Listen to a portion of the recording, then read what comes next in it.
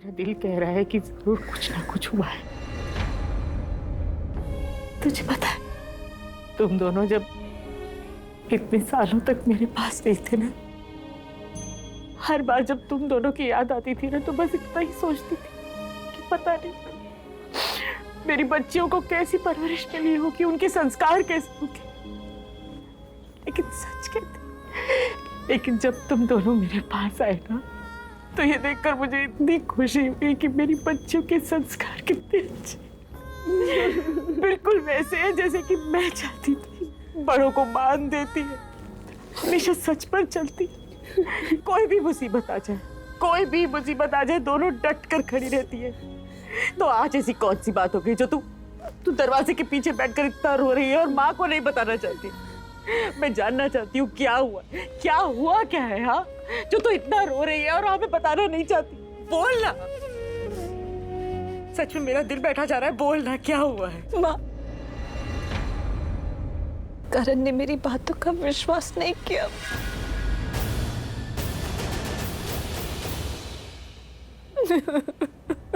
मतलब करण? अरे बेटा, तो तूने करण को बताया नहीं कि शर्ली ने तेरी माँ के साथ क्या क्या किया? It's hard to believe कि करण सर ने आपका विश्वास नहीं किया। दी, आप ये क्या बोल रहे हो? ऐसे कैसे विश्वास नहीं करा? अरे पुत्र, तू तो इतनी बड़ी मुसीबत में फंसी थी, एक तरफ बम और दूसरी तरफ तेरी माँ। ऐसी मुसीबत जो कोई सोच भी नहीं सकता। सुनो तो विश्वास नहीं होता। उसने भी यही कहा, मुझे कहता कि ये सब जो भी मैं उसको कह रही हूँ अपने मन से बना कर कह रही हूँ, मनगढ़ंत कहानियां सुना रही हूँ। मुझे मेरी किसी बात पे विश्वास नहीं। मैंने उसे कहा भी कि करण, मैं तुमसे मिलने आई थी, उससे बात करने आई थी, लेकिन शर्लिन या उसके लोग तुम्हारे आसपास थे, इसलिए कुछ कह नहीं सकती। उसने मेरी बिल्कुल बात नहीं सुनी, वो मुझ पर चीखा, उसने मुझे गुस्सा किया, वो मेरी किसी बात को नहीं माना। उसने मुझे कहा कि तुम झूठी हो, झूठ बोल रही हो, सब झूठ बोल रही हो। इतना ही नहीं, उसने मुझ पर बहुत गंदा इल्जाम लगाया। मुझे कहता कि मैं शर्लिन के हाथों बिक गई।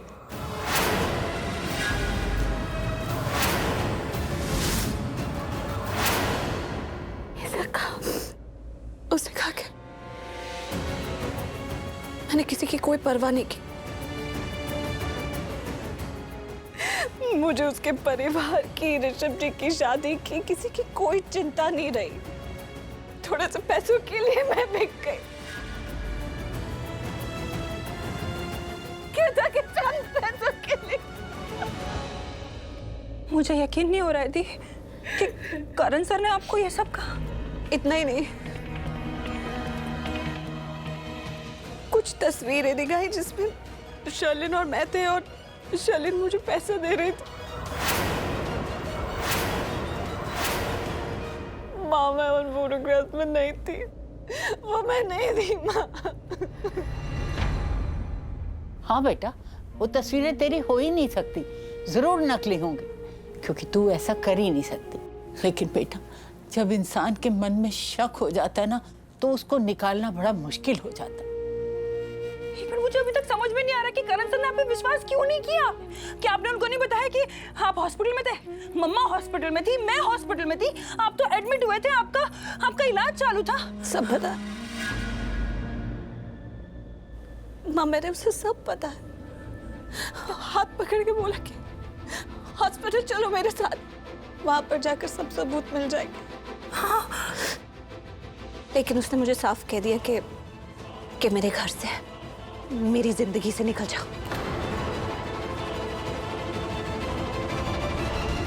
उसे ऐसा लगता है कि मैंने उसकी पीठ पर छुरा घोंपा। उसे ऐसा लगता है कि मैं बिक गई। उसे ऐसा लगता है कि मैंने उसे धोखा दिया। माँ, मैंने उसे कोई धोखा नहीं दिया। तू ऐसा उसके साथ कर ही नहीं सकती। वो तो तेरा सबसे अच्छा दोस्त है ना। वो तेरे साथ ऐसा बर्ताव कैसे कर सकता है? तूने तो हमेशा उसका साथ दिया और उसने भी जब भी मुश्किल पड़ी है तुझ पे हमेशा तेरे साथ खड़ा हुआ है। फिर वो तेरी बात पर विश्वास क्यों नहीं कर रहा? तेरी बात पर विश्वास नहीं कर रहा ना? मैं जाऊंगी, मैं जाकर उससे बात करूंगी। मैं उसे बताऊंगी कि तेरे साथ मेरे साथ क्या क्या हुआ, किसने किया, शर्लिन ने क्या क्या किया। अरे तू क्यों नहीं पहुंची शर्लिन की वो प्रेगनेंसी रिपोर्ट लेकर उसके घर? हम पर क्या बीत रही थी और फिर भी हमने कितनी कोशिशें की। तू बेहोश थी, तेरे फिर भी तू शादी रोकना चाहती थी। मैं सब कुछ उसे बताऊंगी और उसे विश्वास करना पड़ेगा। अभी जाऊंगी लुथरा हाउस और जाकर करण को सारी सच्चाई बताऊंगी। माँ, माँ, अब तो बहुत देर हो चुकी है सरला आंटी।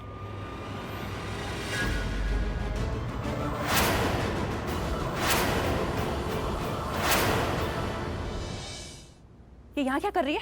निकाल, बाहर निकाल। सृष्टि, अब जितनी बार वहां जाओगे थक के खाकर ही आओगे।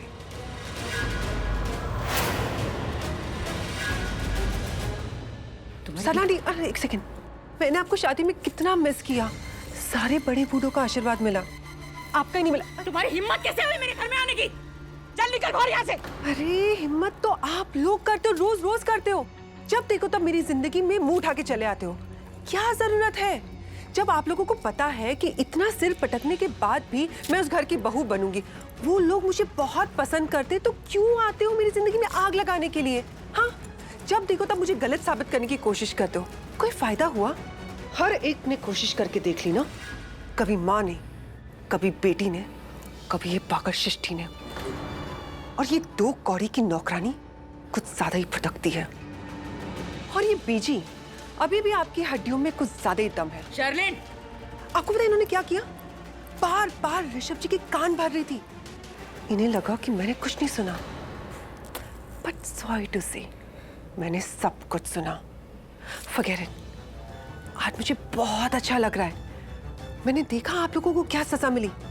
आपको पता है आज इस पीता को ऐसे करण ने हाथ पकड़ के घर से धक्के मार के निकाल दिया था। मुझे इतना अच्छा लगा, बहुत सुकून मिला। आपको बहुत नाज था ना अपनी बेटियों पर, बहुत घमंड है ना अपनी फैमिली पे। आज तुम्हारा ये घमंड टूट के चूर चूर हो गया।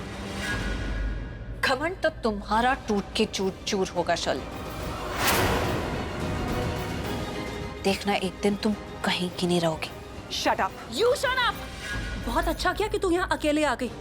तुझे क्या लगता है तू मेरी मम्मा को टॉर्चर करेगी, मेरे दी को टॉर्चर करेगी, मेरी मम्मा की जान लेने की कोशिश करेगी और मैं ऐसी यहाँ पे खड़ी रहूंगी? बहुत अच्छा किया तू यहाँ अकेले आ गई। अब मैं तेरा किडनैप करूंगी और मैं तुम्हें टॉर्चर करूंगी। Shut up. ऐसे करने की गलती भी मत करना, क्योंकि मेरा एक फोन कॉल और पुलिस यहाँ पर आकर तुम सबको अरेस्ट कर लेगी।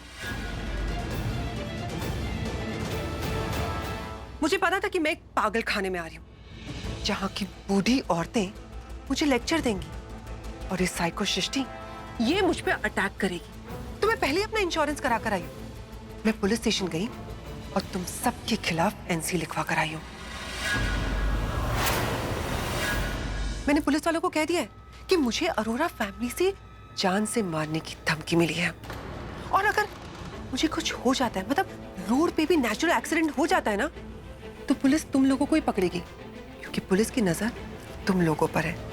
तो ये तो तुम्हारा छोटा सा घर है, यहाँ पर अगर मुझे हल्की सी भी खरोच आएगी ना, तो पुलिस तुम लोगों को पकड़ लेगी। फिर जिंदगी भर जेल में बैठ के संस्कार खेलना। ओह माय गॉड, कितना सुकून मिलेगा जब मेरे रास्ते के सारे कांटे एक साथ हट जाएंगे। ओ लड़की, बहुत बकबक कर चुकी तू। अब साफ साफ बता, यहाँ करने क्या आई? अपनी शादी की मिठाई खिलाने तो हमें आई नहीं है, तो क्या मांगने आई? क्या चाहती है हमसे? सही कहा दादी, आप कितनी इंटेलिजेंट हो। बूढ़े हो गए तो भी दिमाग चलता ही है। मैं मिठाई देने नहीं, चेतावनी देने आई हूँ। तुम सब औरतों को, अब मैं लूथरा परिवार की बहू बन गई, और ये बहू तुम सबको वार्निंग देने आई है। कि लूथरा परिवार से अपना हर एक रिश्ता, हर एक नाता तोड़ दो, वरना मैं तुम्हारी जिंदगी तबाह कर दूंगी।